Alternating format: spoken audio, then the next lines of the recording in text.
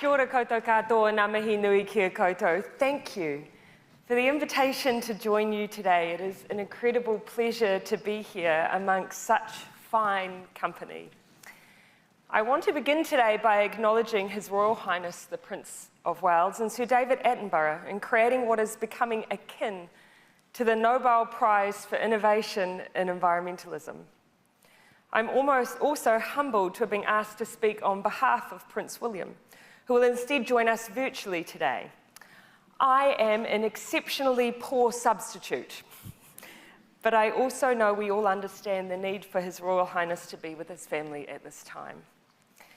As I was preparing my remarks today, I couldn't help reflect on Her late Majesty the Queen.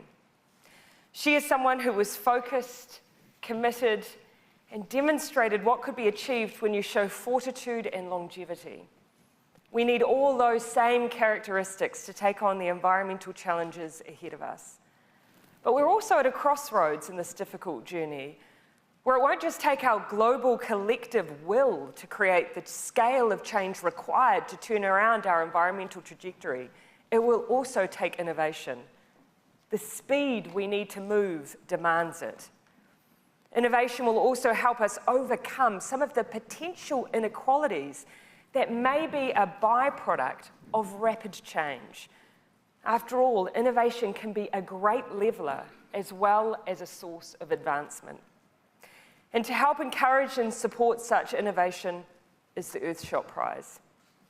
The Earthshot Prize, those who have won it, those who have been finalists, and those who aspire to be, all remind us of what is possible when we turn our minds to combating climate change, air pollution, protecting and restoring nature and oceans, and building a waste-free world. You give us hope. But hope is nothing without action. It has been an incredibly energizing experience to see the projects that are being supported, the growing of coral on land to replant in oceans, giving new life to dying ecosystems, new technology that turns renewable electricity into emission-free hydrogen gas, fueling cars, planes, powering industry and heating homes, farm waste converted into sellable byproducts like fuel and fertilizer. But it's not enough to simply allow you to plow through these difficult fields alone. While my message today is one of gratitude and encouragement, I also acknowledge that you cannot succeed in isolation. As governments, we have a responsibility to create the incentives and the space for you to flourish, a receptive environment for change, and the accountability that comes with guardianship. In many nations, the foundation for this approach has been laid for us long ago if we choose to listen. Where I come from, Aotearoa, New Zealand, a beautiful place you must visit, our Indigenous people hold a worldview that every single living and non-living thing is connected. Our people, our plants, our animals, descendants of Ranganui, the Sky Father, and Papatuanuku, the Earth Mother, and their children. And so it follows that people and nature are kin, are family. And we must care for one another in the spirit of kaitiakitanga, which translates into guardianship by the people of the land for the next generation. In short, ko ahau te taiao, ko te taiao, ko ahau. I am the environment, and the environment is me. Our life source, our economy, our future.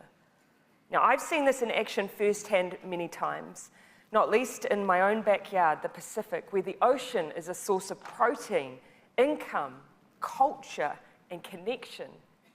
Now it is a source of challenge as it rises up and begins to inundate small island nations. It can be confronting to hear and see the stories of just how real these challenges are, but none of us are here because we have given up, but because we believe there is a way to change the future. The Earthshot Prize is part of that. It renews our faith in our abilities to protect, preserve, and enhance our natural world. Through the power of human ingenuity, we can harness ideas to address climate change, stop biodiversity collapse, halt further degradation to our environment, and through the investments of those who seek to follow this common cause, governments, industry, Indigenous peoples, collectives, civil society, we can do that even more quickly. But I'm here first and foremost today as a New Zealander, a Kiwi. We care deeply about our environment. We are by no means perfect, and our journey continues.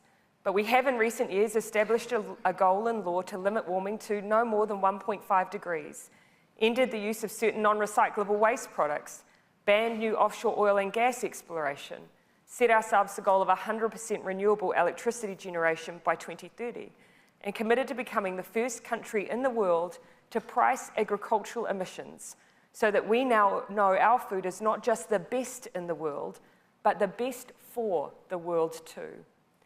But all of this requires innovation, and that's also why we have, for instance, created research and development tax credits, established the New Zealand Agricultural Greenhouse Gas Research Centre and the Sustainable Food and Fibre Fund.